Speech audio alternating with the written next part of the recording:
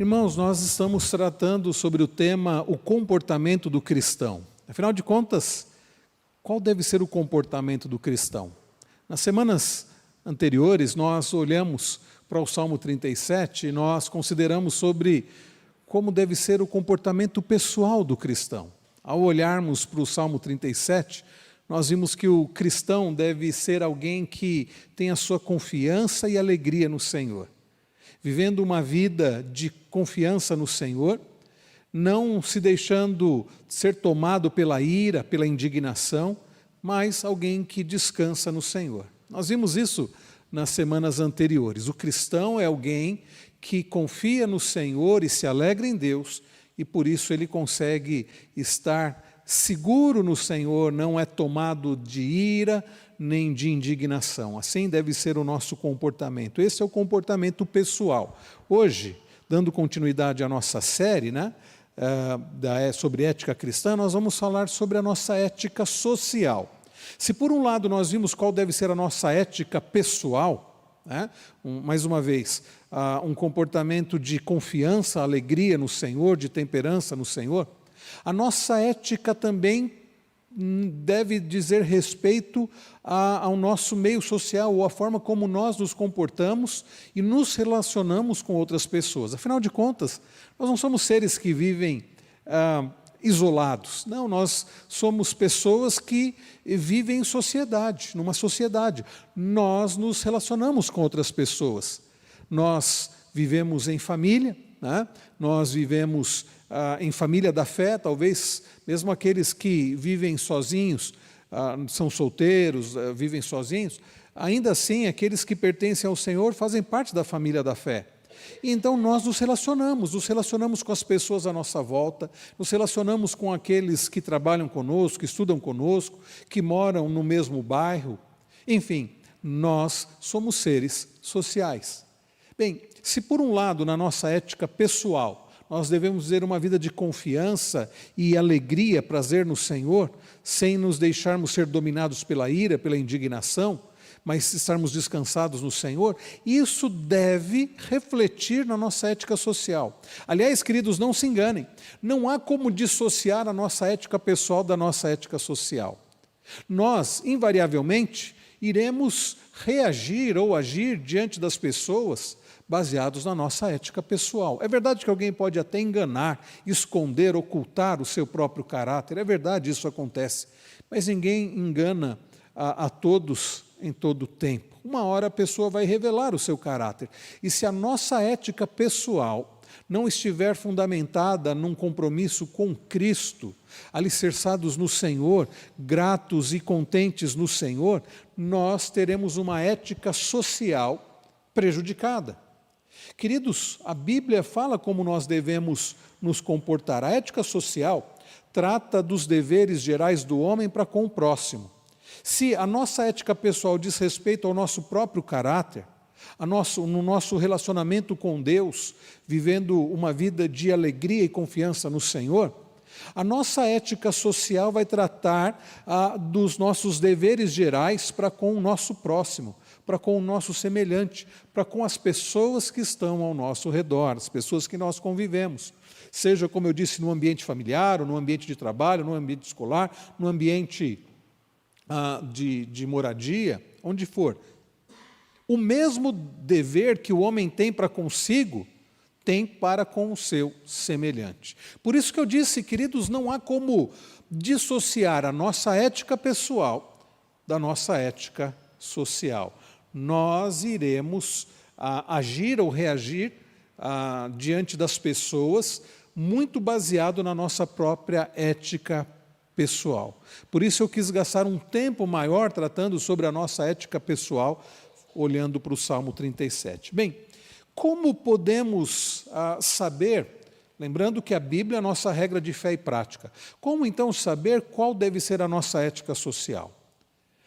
Eu creio que uma das formas muito claras, um texto muito claro para nós das Escrituras, que vão mostrar acerca da nossa ética social, é um texto antigo, ou mandamentos bastante antigos, que o Senhor trouxe ao seu povo através do seu servo Moisés. Abra sua Bíblia lá em Gênesis, em Êxodo, na verdade, Êxodo capítulo 20. Livro de Êxodo, segundo livro da Bíblia, Êxodo capítulo 20.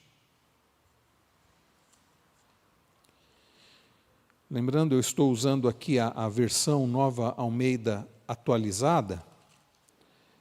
Êxodo capítulo 20. Nós temos aqui, meus irmãos, em Êxodo 20, a famosa passagem do Decálogo, ou dos 10 mandamentos. Eu vou passar direto para o versículo de número 12, porque os 4 primeiros mandamentos, eles dizem respeito à nossa ética, ao nosso relacionamento com Deus, o nosso compromisso com Deus. E os outros 6 mandamentos dizem respeito à nossa ética social. Por isso, acompanhe comigo a partir do verso de número 12, ele diz: honre o seu pai e a sua mãe, para que você tenha uma longa vida na terra que o Senhor seu Deus lhe dá. Percebam, queridos, que na ética social, nós precisamos, isso precisa começar a ser observado já dentro do lar. Seria uma hipocrisia eu me preocupar com a ética social, apenas olhando para aqueles que são colegas de trabalho, até irmãos da fé, as pessoas de fora da minha casa, com quanto eu deva ter um comportamento de acordo com as Escrituras, para com o meu semelhante, para com os de fora. Isso deve começar dentro de casa. É hipocrisia, mais uma vez, alguém tratar bem os de fora, alguém ser uma pessoa correta, biblicamente falando, para com os de fora, para com seus semelhantes, colegas de trabalho, amigos, e dentro de casa não ter uma ética bíblica, não ter uma ética cristã, não ter um comportamento de acordo com as Escrituras. É por isso que o mandamento é muito claro, já começa se referindo aos filhos, dizendo que os filhos devem honrar pai e mãe. E essa honra, esse respeito, ele é muito importante. A nossa ética social tem a ver com a forma como nós tratamos as pessoas, o nosso semelhante. E dentro de casa precisa haver honra e respeito. Se no ambiente de trabalho, se no trânsito, se na vizinhança, se em qualquer lugar nós precisamos agir como verdadeiros cristãos, que respeitam o semelhante, isso deve começar dentro de casa. Hoje nós vivemos uma verdadeira crise no que diz respeito à ética social dentro de casa e principalmente relacionamento entre pais e filhos ou os filhos para com seus pais. Nós temos contemplado, por culpa dos pais, uma geração de filhos insubordinados, irreverentes, filhos que desrespeitam os pais, filhos que não reconhecem, não respeitam a autoridade de pai e mãe.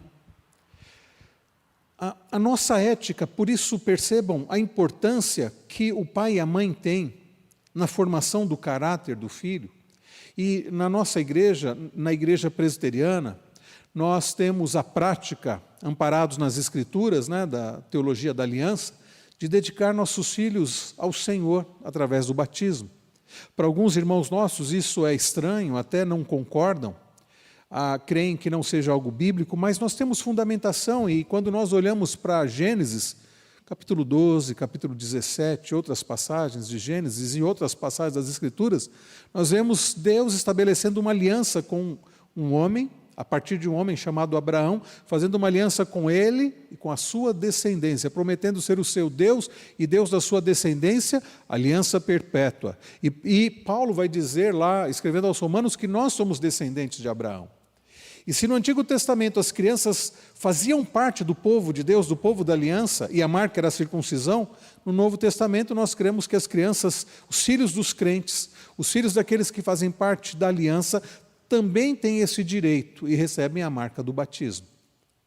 E os pais, quando consagram um filho ao Senhor através do batismo, prometem, e vocês já viram isso aqui várias vezes, Pais prometendo diante de Deus e diante da igreja criar seus filhos de acordo com a vontade do Senhor. Ensinar seus filhos a amarem ao Senhor sobre todas as coisas. Ler a Bíblia com eles e por eles, orar por eles e com eles. E uma das coisas muito importantes que os pais devem ensinar os filhos a amar a Deus, respeitar a Deus e respeitar o próximo e amar ao próximo. De forma, queridos, que os filhos devem aprender, já dentro de casa, a respeitar, honrar pai e mãe. Nós temos visto com tristeza uma geração de pais que não estão ensinando isso aos filhos. E depois, claro, vão reclamar, meu filho não me respeita. Não ensinou o filho a respeitar. E aí o filho que não respeita, não aprende a respeitar a autoridade dos pais, não vai respeitar a autoridade dos professores, não vai respeitar outras autoridades, não vai respeitar o seu semelhante. Ele não respeita nem o pai nem a mãe. Vai respeitar quem? Então percebam, meus irmãos, que a nossa ética social começa dentro de casa. A importância de pais criarem seus filhos de acordo com a vontade do Senhor, ensinando os seus filhos, e aí nós devemos lembrar de Deuteronômio 6, ensinar seus filhos a que só existe um Deus, o Senhor, e que então os seus filhos devem amar a este Deus, o único e verdadeiro Deus, o Senhor, de todo o coração, de toda a alma, de todo o entendimento, de toda a sua força. Amar este Deus sobre todas as coisas. E também ensinar que seus filhos devem amar ao próximo. Aliás, é assim que Jesus resume, não é? Todos os mandamentos. Mateus 22, a partir do verso 37, amem ao Senhor sobre todas as coisas e ao próximo como a você mesmo. Percebam, irmãos, que isso começa dentro de casa.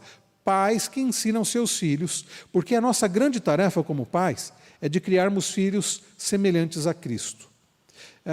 Eu li, certa feita, um artigo em que dizia sobre o texto mais importante sobre criação de filhos. Qual é a passagem bíblica que trata de forma mais direta, né, sobre a criação de filhos? E a passagem, o autor do artigo dizia que era Mateus 28, quando o nosso Senhor Jesus diz, toda autoridade me foi dada no céu e na terra. Ide, façam discípulos de todas as nações, batizando-os em nome do Pai, do Filho e do Espírito Santo, e ensinando-os a guardar tudo que eu tenho ensinado a vocês. Isso faz muito sentido. Nós, pais, devemos ensinar nossos filhos, já que a autoridade é do Senhor, e Ele tem toda a autoridade, nós devemos ensiná-los, nós devemos fazer deles discípulos de Cristo, não nossos discípulos. E, por vezes, pais falham, fazendo dos seus filhos discípulos de si mesmos. Bom, se o pai é um discípulo de Cristo, ótimo, porque aí ele vai poder dizer como Paulo, sejam meus imitadores como eu sou de Cristo. Mas o problema é quando o pai não é um discípulo de Cristo como deveria ser, e ensina o filho a ser um discípulo seu, mas não discípulo de Cristo. Amar, por exemplo, um time de futebol como ele ama, e ele alcança sucesso.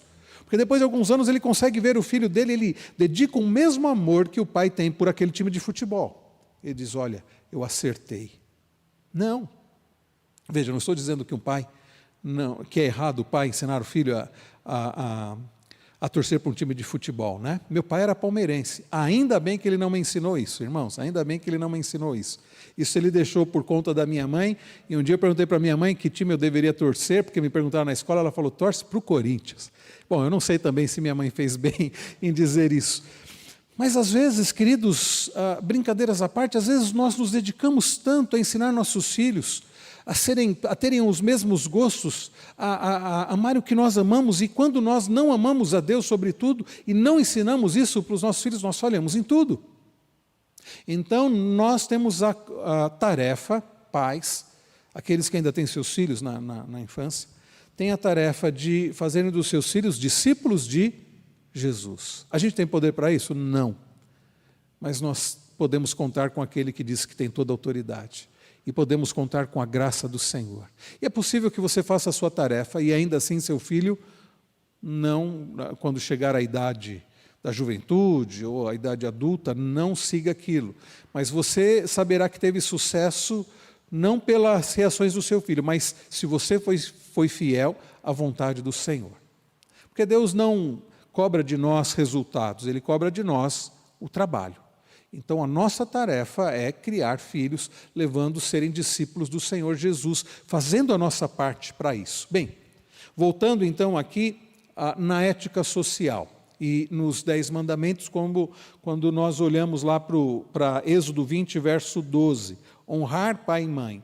Devemos ensinar nossos filhos sobre o respeito às autoridades, a começar dentro de casa. Depois, o verso 13 diz, não mate. Uma tradução possível, né, e talvez que ficasse mais claro, é não assassine, não cometa assassinato.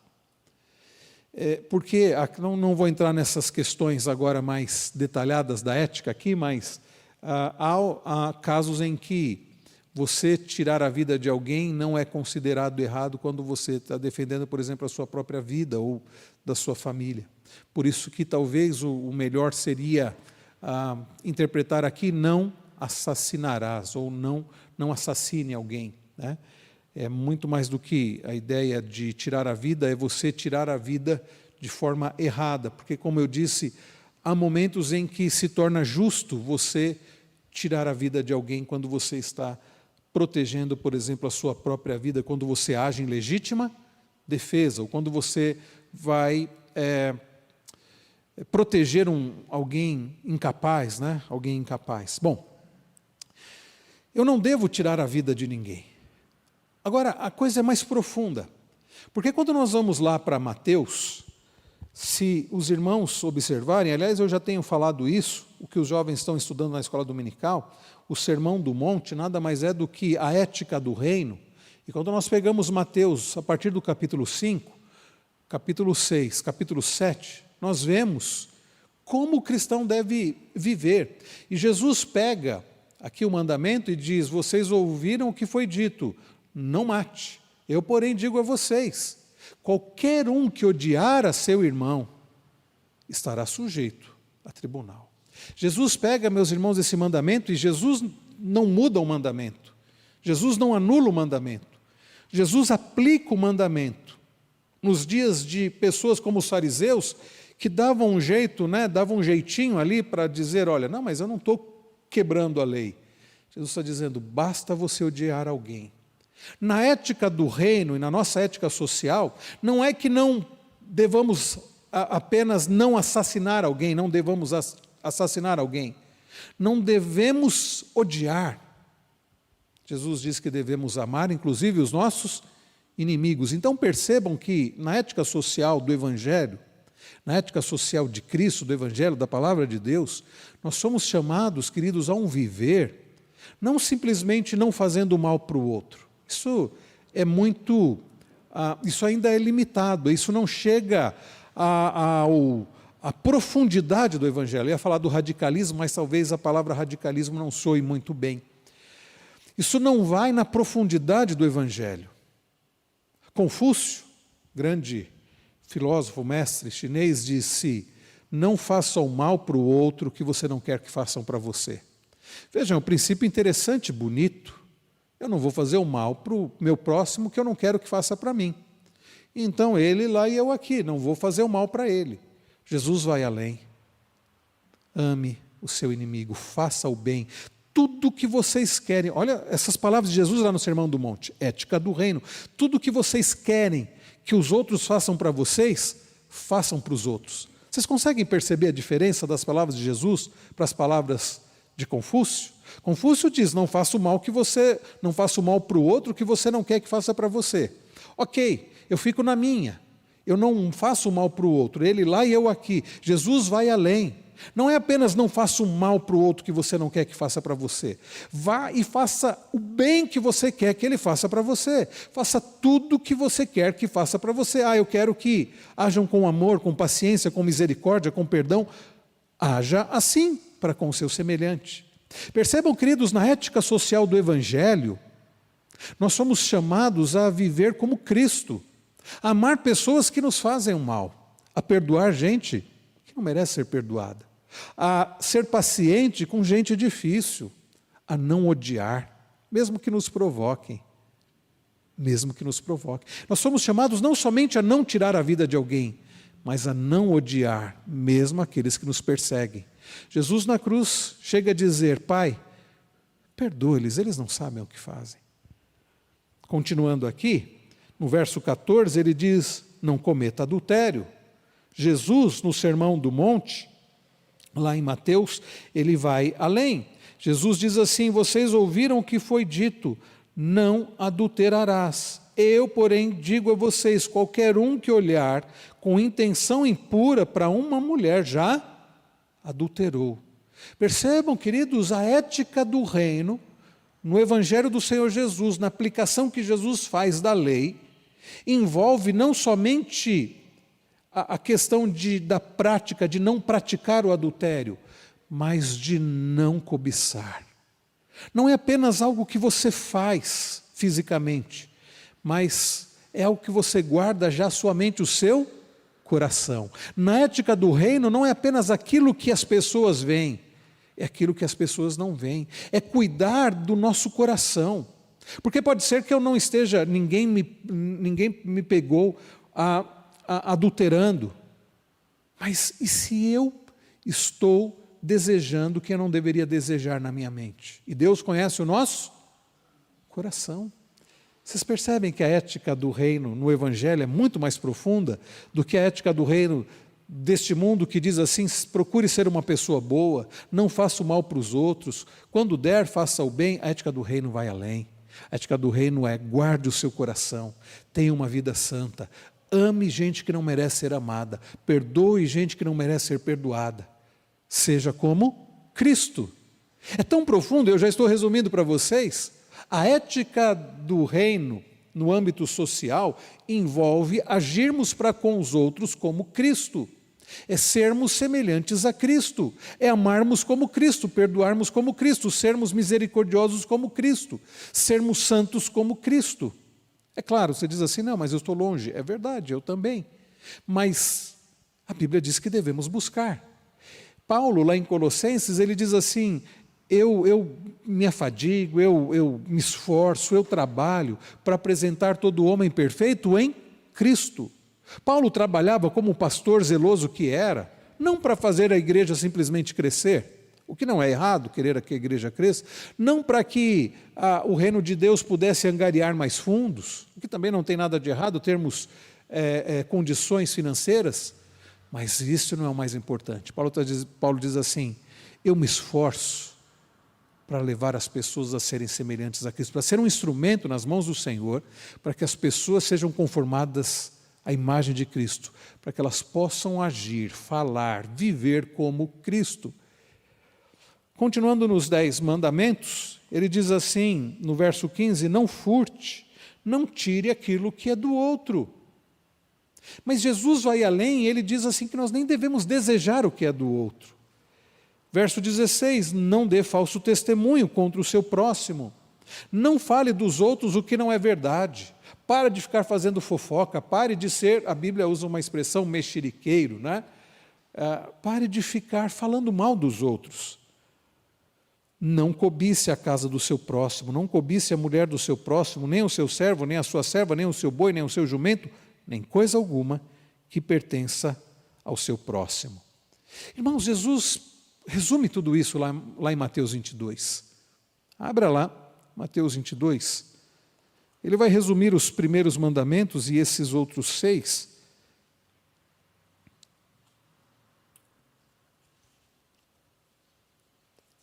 Mateus 22.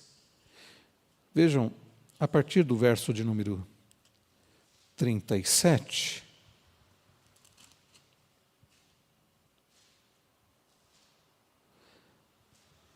A partir do verso 36, um dos fariseus, intérprete da lei, faz a seguinte pergunta: mestre, qual é o grande mandamento na lei? Jesus respondeu: ame o Senhor seu Deus de todo o seu coração, de toda a sua alma e de todo o seu entendimento. Este é o grande e primeiro mandamento. E o segundo, semelhante a este, é: ame o seu próximo como você ama a si mesmo. Desses 2 mandamentos dependem toda a lei e os profetas. Jesus está dizendo assim: olha, o resumo de toda toda a Bíblia, né? Ou todo o Antigo Testamento, todos os livros da lei, todos os livros proféticos, é esse: amar a Deus sobre tudo e amar ao próximo como nós já amamos a nós mesmos.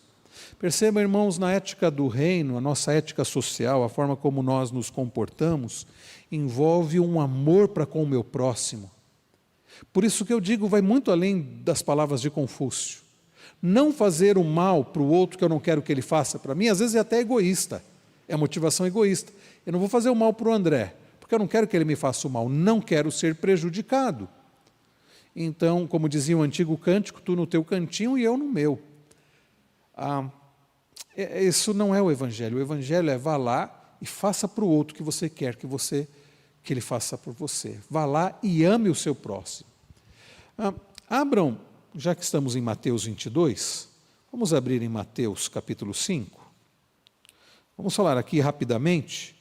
Eu não vou dar um estudo aqui sobre o Sermão do Monte. Os irmãos que têm interesse podem acompanhar na classe de vocês, né, André? Pelo YouTube também. Aliás, nós temos no canal da nossa igreja do YouTube toda a série do Sermão do Monte, que nós fizemos a exposição na época da pandemia. Eu lembro que grande parte nós estávamos reunindo aqui embaixo, quando nós fizemos a exposição do Sermão do Monte, né? Depois das bem-aventuranças aí, Jesus, vejam a partir do verso de número 13. Ele diz assim, aliás, um pouco antes, olha o que ele diz no final das bem-aventuranças, ele diz no verso 10, bem-aventurados os perseguidos por causa da justiça, porque deles é o reino dos céus. Bem-aventurados são vocês quando por minha causa os insultarem, os perseguirem, e mentindo disserem todo mal contra vocês. Alegrem-se e exultem, porque é grande a sua recompensa nos céus, pois assim perseguiram os profetas que viveram antes de vocês. E assim fizeram com o próprio Cristo. Na ética dos nossos dias é dito assim, se fizerem alguma coisa contra você, vá lá e revide. Não é assim? Não aceite desaforo. Jesus diz, se vocês forem perseguidos por causa do meu nome, porque por vezes, irmãos, nós somos perseguidos por causa do nome de Cristo, porque odeiam a Cristo, vão odiar aqueles que pertencem a Cristo. E na ética do reino você não é chamado a revidar, você é chamado a se alegrar no Senhor e suportar. Não é curioso isso? Eu estava estudando ao longo da semana o salmo que eu vou pregar, se Deus permitir, no próximo domingo de manhã, o Salmo 30. E é curioso porque Davi, no Salmo 30, ele está agradecendo a Deus pela cura, pelo livramento. Ele diz, eu estive às portas da morte, né, num poço, e o Senhor me resgatou, não permitindo que os meus inimigos se alegrassem. Não é interessante isso? Davi, ele adoece, fica a ponto de morrer. E os inimigos de Davi ficam muito felizes com isso, porque Davi era ungido do Senhor que apontava para Cristo, e já os inimigos do Senhor se alegravam com o sofrimento daquele que apontava para Cristo. E assim é ao longo de toda a história do povo de Deus, assim é ao longo da história da igreja, não é o que nós estamos vendo em Atos? Gente sendo perseguida por amor a Cristo. Nós vimos sobre a morte de Estevão, nós vimos sobre a morte de Tiago, mais recentemente em Atos 12, nós vimos sobre a prisão de Pedro, nós vimos sobre Herodes, que viu que o povo ficou muito satisfeito quando Herodes fez com que Tiago fosse morto, Tiago, irmão de João, e com a prisão de Pedro. E Herodes fica muito animado porque ele percebeu, opa, estou agradando ao povo. Pessoas que odiavam aqueles que faziam parte do povo do Senhor, e ainda hoje é assim. E como é que você vai lidar com isso? Se for por causa de Cristo, alegre-se, diz Jesus. E aí vejam, chegam os versos 13 e 14, tão conhecidos. Jesus diz, vocês são a luz da terra. Aliás, vocês são a luz, vocês são o sal da terra. E verso 14, vocês são a luz do mundo. Sal da terra, luz do mundo. Irmãos, hoje nós vemos com muita tristeza um evangelicalismo no nosso país que parece não fazer muita diferença. Gente que se diz cristã e não faz diferença. E o comportamento não é muito diferente dos demais. E alguém na empresa diz assim, fulano é crente, fulano é cristão? É. Ué, tem certeza? Tenho. Como é que é, Marcelo? Nem parece. Porque ele acessa os mesmos sites que a gente, conta as mesmas piadas, age como nós agimos, as pessoas ímpias falando, né? Ele é crente, tem certeza? Um evangelicalismo, ou um cristianismo, melhor dizendo, vamos usar a expressão cristianismo, que não faz diferença. Nós temos políticos que se dizem cristãos que são tão corruptos quanto os não cristãos. Gente envolvida em propina, em lavagem de dinheiro, em compra de votos, em obter favor pessoal para si e para os familiares. Não, cristãos que não fazem diferença. Quando Jesus diz assim, vocês são o sal da terra, Jesus está falando com os discípulos. Quando nós olhamos o início do Sermão do Monte, diz assim o verso 1 lá do capítulo 5, ao ver as multidões, Jesus subiu ao monte, ele se assentou e os seus discípulos se aproximaram dele. Então ele passou a ensiná-los. Jesus está falando com seus discípulos, num dos montes ali. E Jesus está dizendo para eles, vocês que são meus discípulos, vocês que me seguem, vocês que me pertencem, vocês são diferentes, vocês fazem diferença. Para fazer diferença, precisa ser diferente. Tanto é que Jesus diz, vocês são o sal da terra. Ora, se o sal vier a ser insípido, como lhe restaurar o sabor? Para nada mais presta, senão para, lançado fora, ser pisado pelos homens. Sal sem sabor, que diferença faz? Vai ser lançado na terra para ser pisado. Nós, queridos, somos chamados para fazer diferença. Infelizmente, nós temos mais gente que se diz cristã sendo influenciada pelo mundo do que influenciando. Nós temos muitos dos nossos adolescentes e jovens mais sendo influenciados pelos colegas, pelos amigos que não são cristãos, do que sendo influente, fazendo diferença. Nós temos muitos homens e mulheres sendo mais influenciados pelos ímpios do que influenciando. Quando a gente trata sobre questão de amizade, né, e quando fala sobre amizade dos nossos filhos, a gente diz, olha, eles têm que tomar cuidado com a influência, eles devem ter amizades. A gente incentiva aqui, no Acampa Dentro, muitos pais falaram isso, olha, foi muito bom meu filho aqui, participar do Acampa Dentro aqui, que teve das crianças, né, na sexta-feira passada, sexta e sábado, porque desenvolveu mais amizade. Eu disse, é isso mesmo, precisam ser bem amigos, né? Agora, então meu filho não pode ter amizade com os de fora? Pode, e pode para fazer diferença. Agora, se o seu filho está sendo mais influenciado pelos amiguinhos de fora, e aí você diz assim, por que é que alguns pais não veem nada de errado em um filho ter mais amizade com crianças, adolescentes de fora, que não amam a Deus, cujos pais não amam a Deus, do que da igreja? Ah, não tem problema nenhum.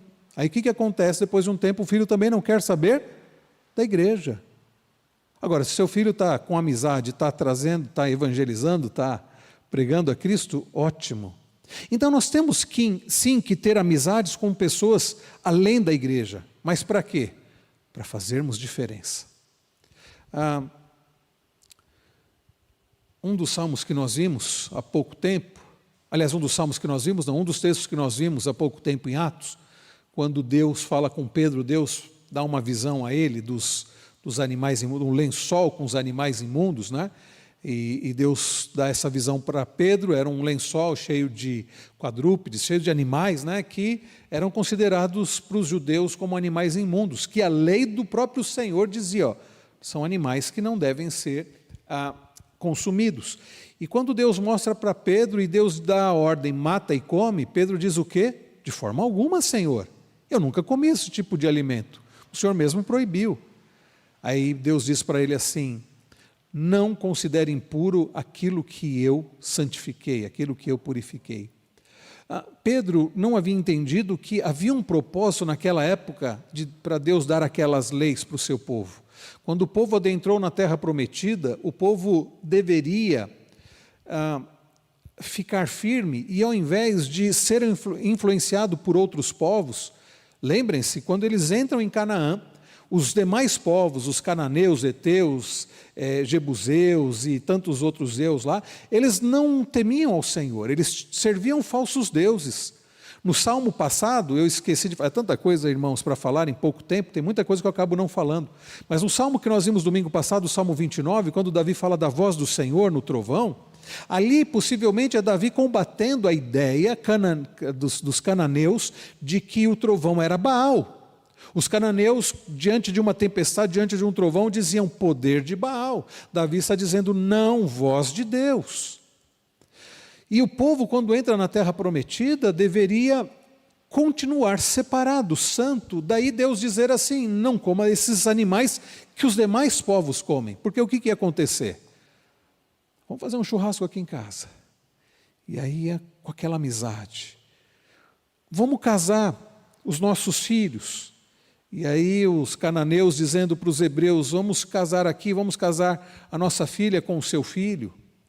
Festa de casamento. Casamento tem o quê? Festa, comida, bebida. Mas o povo de Deus não podia comer aquelas mesmas comidas, não podia comer daqueles mesmos animais que os outros povos comiam. Era Deus impedindo que seu povo, não era uma questão de racismo, não era uma questão étnica, era uma questão espiritual. Porque à medida que o povo se envolvia com os demais povos e começavam a casar os seus filhos com os filhos dos demais povos, o que começava a acontecer? Deixavam de servir ao Senhor e passavam a servir aos deuses dos outros povos.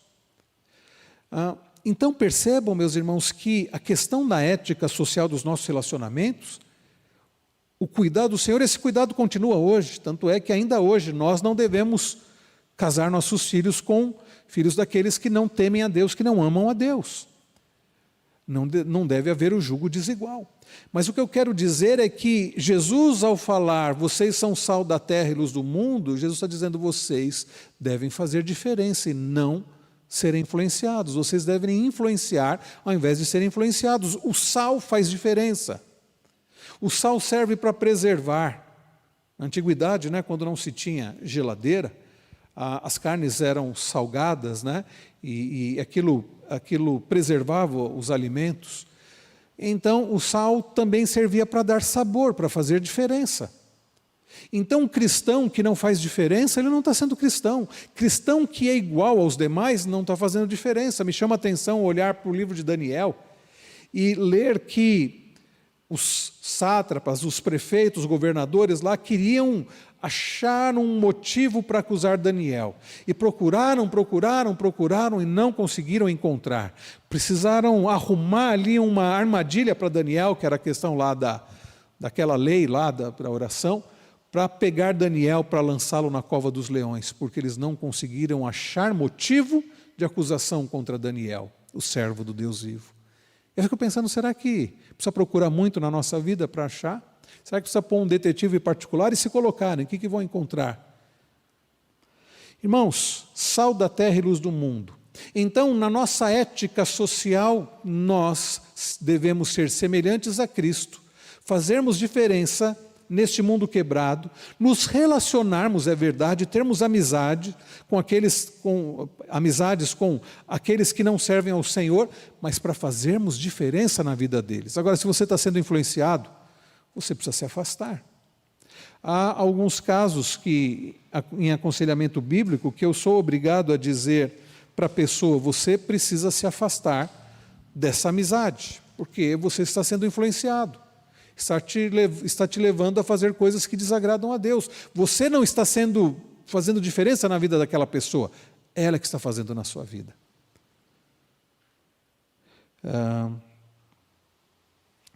Os irmãos estão colocando aqui no chat, Nosso irmão Martins está colocando, eu quando não era ainda cristão, eu desejava o mal. Quando vinha um drogado, eu dizia, por que não morre? Quando passava um motoqueiro fazendo gracinha, eu dizia, por que essa moto não estoura e vai para o inferno? Olha, irmãos, às vezes passa um pessoal de moto lá fazendo um barulho tão alto que de vez em quando eu peco também, viu? Não chego a desejar a morte, mas que, enfim.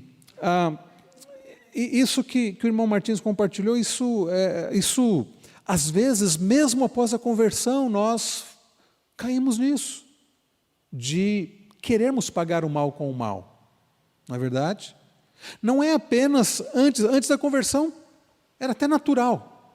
Eu posso me identificar com o irmão Martins, eu também, antes da conversão, mas o triste é que mesmo após a conversão, às vezes nós temos atitudes assim. Às vezes temos atitudes assim. Quando, na verdade, agora semelhantes a Cristo, nós precisamos amar.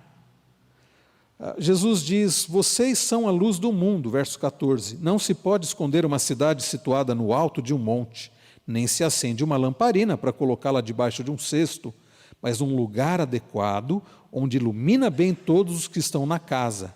Assim, olha a aplicação de Jesus, assim brilhe também a luz de vocês diante dos outros, para que vejam as boas obras que vocês fazem e glorifiquem o Pai de vocês que está nos céus.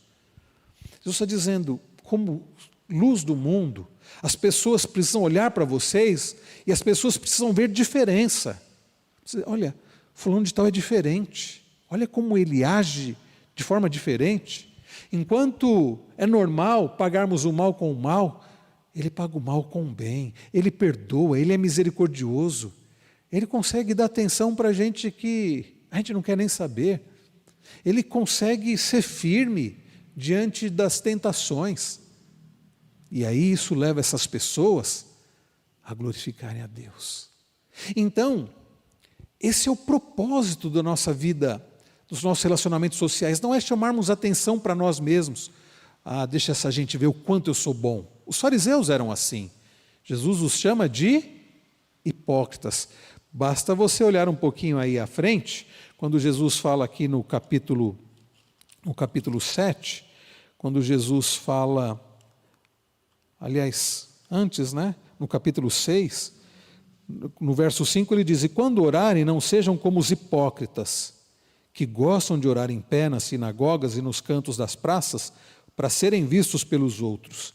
Em verdade lhes digo que eles já receberam a sua recompensa. Percebe o que Jesus está dizendo? Tem gente que quer viver uma vida aparentemente espiritual, não com o intuito de fazer diferença e levar as pessoas a glorificarem a Deus, a glorificarem a Cristo. Elas querem se aparecer. Vejam como eu sou uma pessoa espiritual. Vejam como eu oro. Vejam como... Aí Jesus um pouco à frente vai falar de esmola, Mesma coisa. Vejam como eu faço bem, vejam como eu dou o dízimo, vejam como eu ajudo as pessoas, vejam como eu sou santo, vejam como eu conheço a Bíblia, já li a Bíblia 30 vezes. E aí eu fico pensando, quando eu vejo alguém falando isso, falei, puxa, mas numa lida já deveria ser suficiente para a pessoa saber que ela não deveria ficar querendo se orgulhar. Conheço tanto de teologia, sei isso, sou aquilo. Irmãos, a nossa vida espiritual, as nossas boas obras devem ser praticadas não para chamarmos atenção para nós mesmos, mas para chamarmos atenção para Cristo. Convém que Ele cresça e que eu diminua. Então percebam que na nossa ética, na ética social cristã, do cristão, devemos praticar as boas obras, devemos ser semelhantes a Cristo, para que Cristo seja glorificado. Tanto é que nós temos visto em Atos também, nos chama a atenção como Pedro lida com isso. Porque Pedro vai pregando e Pedro vai sendo instrumento nas mãos do Senhor, e quando alguém tenta adorar, ele diz, não, isso que eu estou fazendo é poder do Senhor. Glorifiquem ao Senhor. Então, a nossa ética social, o nosso viver cristão entre as pessoas, deve ser um viver cristão diferenciado, semelhante ao de Cristo, não para chamarmos atenção para nós mesmos, não para sermos elogiados, aplaudidos, agradados, destacados, mas para que Cristo seja glorificado. Este é o propósito. Jesus vai tratar sobre a ira, e aí ele vai aplicando aqui alguns dos mandamentos que nós vimos lá nos 10 mandamentos, verso 21, vocês ouviram que foi dito aos antigos, não mate, e ainda quem matar estará sujeito a julgamento. Eu, porém, lhes digo que todo aquele que se irar contra o seu irmão estará sujeito a julgamento. E quem insultar o seu irmão estará sujeito a julgamento no tribunal. E quem chamar de tolo estará sujeito ao inferno de fogo. Portanto, se Se você estiver trazendo a sua oferta ao altar e lá se lembrar que o seu irmão tem alguma coisa contra você, olha a profundidade, meus irmãos, da ética do reino. Deixe diante do altar a sua oferta e vá primeiro reconciliar-se com o seu irmão. Então volte e faça a sua oferta. No Evangelho não existe, esse é o meu relacionamento com Deus, as pessoas não têm nada a ver com isso. A forma como eu trato os outros, como eu lido com os outros, não tem nada a ver com o meu relacionamento com Deus. Tem. A ponto de Jesus dizer, você sabe que tem alguém que tem alguma coisa contra você, trata disso, depois vai adorar. Percebe, irmãos? O nosso relacionamento com o próximo tem tudo a ver com o nosso relacionamento com Deus. E o nosso relacionamento com Deus tem a ver com o nosso relacionamento com o nosso próximo. Daqui a pouco nós vamos falar sobre isso, se der tempo, ou na próxima aula, quando nós falarmos sobre a ética, a nossa ética teísta. Ética teísta. Vejam, Jesus continua sobre o adultério, nós comentamos sobre isso, verso 27, vocês ouviram o que foi dito, não cometa adultério. Eu, porém, lhes digo, e vejam, não é Jesus anulando o mandamento, é Jesus aplicando. Todo que olhar para uma mulher com intenção impura já cometeu adultério com ela no seu coração. Então percebam que na ética do reino, não é apenas o que nós fazemos, mas o que nós desejamos, porque tem a ver não apenas com práticas externas, mas com o nosso coração. Você não tem apenas que parecer alguém correto, você tem que ter um coração puro, um coração agradável ao Senhor. Vai muito além da ética desse mundo, Aí, verso 29 e 30, se o teu olho direito leva você a tropeçar, arranque-o e jogue-o fora, pois é preferível você perder uma parte do seu corpo do que ser o corpo inteiro lançado no inferno. E se tua mão direita leva você a tropeçar, corte-a e jogue-a fora, pois é preferível você perder uma parte do seu corpo do que o corpo inteiro ir para o inferno. É claro, Jesus não está falando aqui de forma literal. Jesus está dizendo, há algo na sua vida que está fazendo você pecar, corte isso. Talvez seja a internet. Talvez você não esteja sabendo lidar com a internet. Talvez você esteja escravizado pela pornografia. Você vai ter que cortar a senha. Talvez, eu já tive casos de aconselhamento bíblico que a esposa precisou colocar senha, porque o marido estava escravizado por pornografia. Isso é o que nós chamamos de princípio de amputação radical. É você chegar a um ponto que... Quantos de vocês assistiram o filme Prova de Fogo? Prova de Fogo. Estão lembrados? Um dos personagens do filme é Caleb.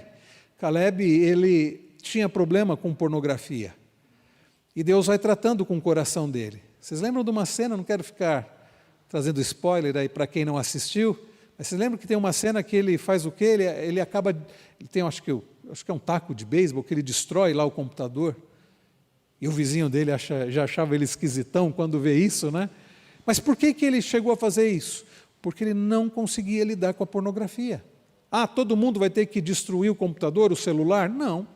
Mas tem gente que vai ter que fazer alguma coisa, porque talvez a amputação radical seja cortar uma amizade. Quem sabe uma amizade do trabalho, que está assediando, que você está vendo que não vai dar certo. Para que você vai ficar medindo força? Não, eu sou forte, eu consigo. Não, você não é forte. Não sou forte. É melhor cortar um relacionamento, seja o que está levando você a isso nós chamamos de pecados escravizadores. A gente não gosta de usar a palavra vício, porque vício leva muito a ideia como se fosse um problema de saúde que basta uma medicação. Nós estamos falando de pecado escravizador. Na ética do reino, você tem que se desvencilhar de coisas que estão te fazendo escravo, te fazendo pecar. Jesus continua, depois ele fala do divórcio, sobre repudiar uma mulher sem a razão, fala sobre juramentos, mas eu quero pular aqui para o verso 43. Vocês ouviram, capítulo 5 ainda, verso 43, vocês ouviram o que foi dito, ame o seu próximo e odeie o seu inimigo. Eu, porém, lhes digo, amem os seus inimigos e orem pelos que perseguem vocês, para demonstrarem que são filhos do Pai de vocês que está nos céus. Porque Ele faz o seu sol nascer sobre os maus e bons e vir chuva sobre justos e injustos. Porque se vocês amam aqueles que os amam, que recompensa terão? Os publicanos também não fazem o mesmo? E se saudarem somente os seus irmãos, o que é que estão fazendo demais? Os gentios também não fazem o mesmo? Portanto, sejam perfeitos, como é perfeito o Pai de vocês, que está no céu. Percebem, irmãos, como no Evangelho a nossa ética social ela é muito profunda? Bom, o que se diz por aí? Ouvistes o que foi dito? É o que dizem hoje. O que as pessoas dizem hoje? As pessoas dizem isso. Ame o seu próximo e odeie o seu inimigo. Frases do tipo, pare de perder tempo com quem não liga para você. Né? Se importe só com quem se importa com você. E às vezes gente da igreja fica espalhando esse tipo de bobagem. Vai se importar só com quem se importa com você. Eu fico pensando, já imaginaram se Cristo fosse agir assim, se Deus fosse agir assim com a gente? A ética do mundo é essa. Eu só vou gostar, não tem uma velha canção que diz isso? De hoje em diante eu só vou gostar de quem gosta de mim. É claro que o contexto é outro, né, de relacionamento amoroso, provavelmente, mas eu não posso me importar só com quem se importa comigo, gastar tempo só com quem vale a pena, porque Deus não é assim. Ele resolveu se importar com gente como nós, que não valíamos a pena, que não merecíamos. Então nós devemos amar. Jesus diz, amem os seus inimigos e orem pelos que perseguem vocês. Esta é a ética social do reino. Ah, pastor, não dá. Bom, por você mesmo não. Mas fortalecidos em Cristo, que amou gente que não merecia, que o odiava, é possível sim. É possível sim. Jesus fala um pouco antes, olha só o verso 38. Vocês ouviram o que foi dito, olho por olho, dente por dente. A lei lá do talião, né? Eu, porém, lhes digo, não resistam ao perverso. Se alguém lhe der um tapa na face direita, ofereça-lhe também a face esquerda. Se alguém quer processar você e tirar-lhe a túnica, deixe que leve também a capa. Se alguém obrigar você a andar 1 milha, vá com ele 2. Dê a quem lhe pede e não volte as costas ao que lhe pedir emprestado. Sim? Fala, o microfone está aí?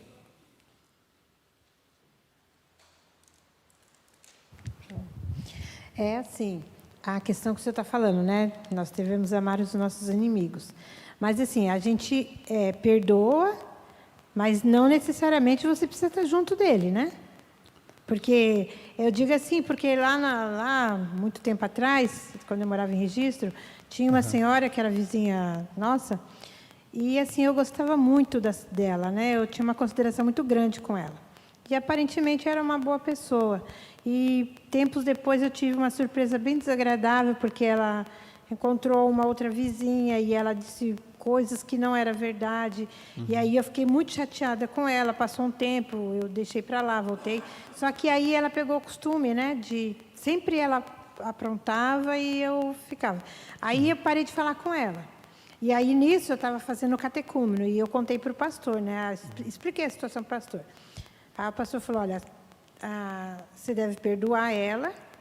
E assim, eu passava e ela me cumprimentava, só que eu não respondia. Né?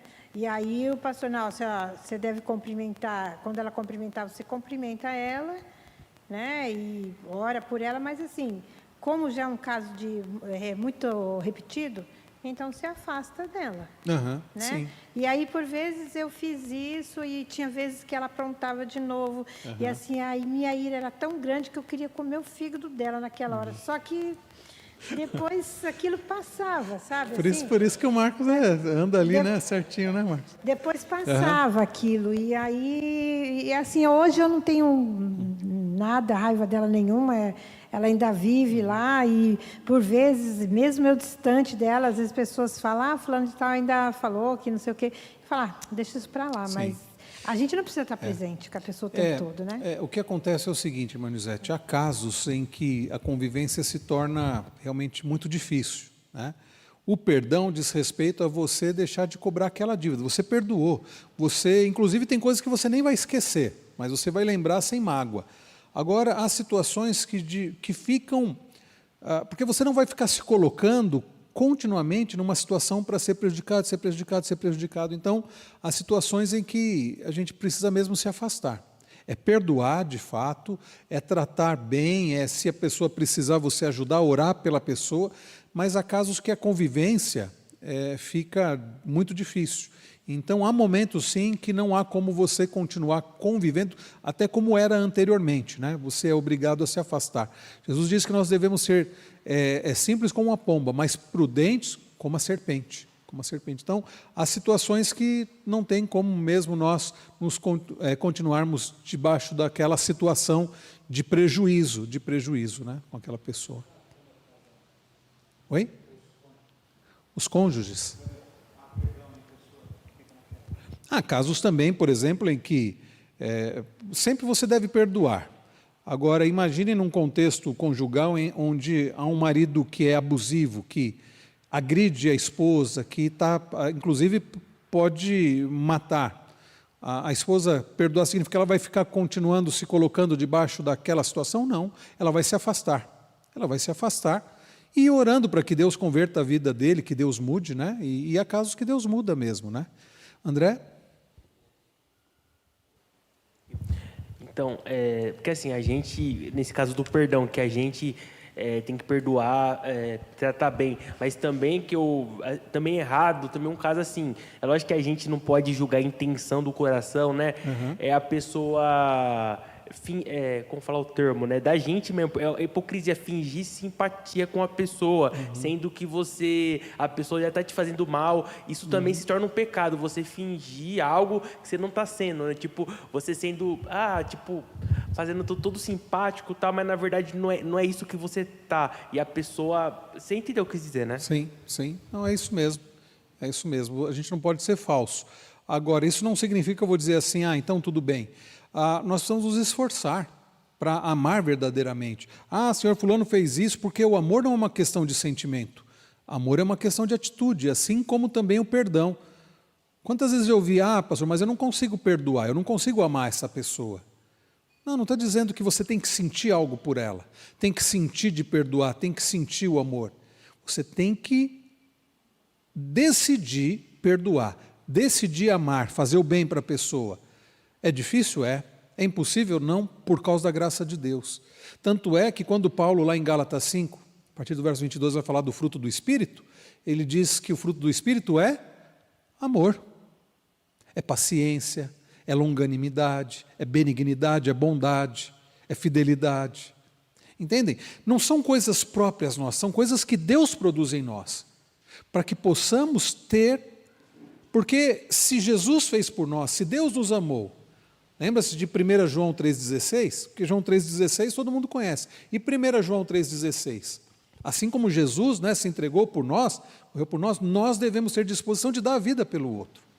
Então por isso que eu falo, irmãos, a ética do reino é bem além do que de uma ética de bondade por aí. É uma ética de um amor que é o amor de Deus, que é o amor de você se sacrificar em favor do outro, de você perdoar quem não merece, de você gastar tempo com quem não vale a pena, de você fazer o que Deus tem feito com você. Olhem um pouquinho à frente, para a gente encerrar aqui, o texto que eu citei, mas nós não havíamos lido. Olhem agora o capítulo 7, como eu disse, hoje não daria nem tempo para fazer um estudo do Sermão do Monte, apenas um comentário. Olha o verso 6. O capítulo 7, o verso de número 12. Portanto, capítulo 7, verso 12. Portanto, tudo que vocês querem que os outros façam a vocês, façam também vocês a eles, porque esta é a lei e os profetas. Vai muito além das palavras de Confúcio. Não faça o mal para o outro que você não quer que façam para você. Faça o bem que você quer que faça por você. Ame quem te persegue, ore pelos seus inimigos, ame os seus inimigos. Seja como Cristo. E Deus, através do Espírito Santo, o que Ele está fazendo em nós é formar o caráter de Cristo em nós, para que possamos viver de fato como Cristo, sendo sal da terra e luz do mundo. Vivendo uma vida que faz a diferença. Vivendo uma vida onde a luz de Cristo brilhe na nossa vida. Essa é a ética social. Se Deus permitir, semana que vem, vamos olhar para a ética teísta. E aí nós vamos ver isso. A relação de Deus com o homem e a relação do homem com o próximo. Como eu disse, tem tudo a ver. Nós vamos deixar para a semana que vem. Tudo bem, queridos, até aqui? Tudo bem? Que Deus nos ajude a sermos semelhantes a Cristo. A nossa irmã Rosilene Politi, ela coloca: boa noite, irmãos. Boa noite, meu querido pastor. Saudades de estudar a palavra de Deus contigo de forma tão séria e reverente. Saudades da nossa irmã Rosilene Politi. Que Deus abençoe. Nós sentimos muitas saudades, né? Nossa irmã que mudou lá para Maringá. E, Rosilene, venha nos visitar quando puder, minha irmã. Venha nos visitar quando puder. Oi? O Mauro, nosso irmão Mauro também, né? Mudou lá para Maringá, né? Se a Rose e o Mauro não vierem nos visitar, nós vamos visitar eles, né, Marcos? Olha aí, ó, vamos lá para Maringá fazer uma visita para os nossos irmãos lá. E estamos com muita saudade dos nossos irmãos, a Rose e o Mauro. Verdade. Ok, queridos, nós vamos orar então, pedindo a Deus que nos ajude. Nós não precisamos melhorar, nós precisamos ser semelhantes a Cristo. Para vivermos essa ética do reino, nós precisamos ser conformados à imagem de Cristo. Para isso nós precisamos muito da ajuda dEle. E como nós falamos, é possível, porque Deus, através do Espírito Santo, nos está conformando à imagem de Cristo.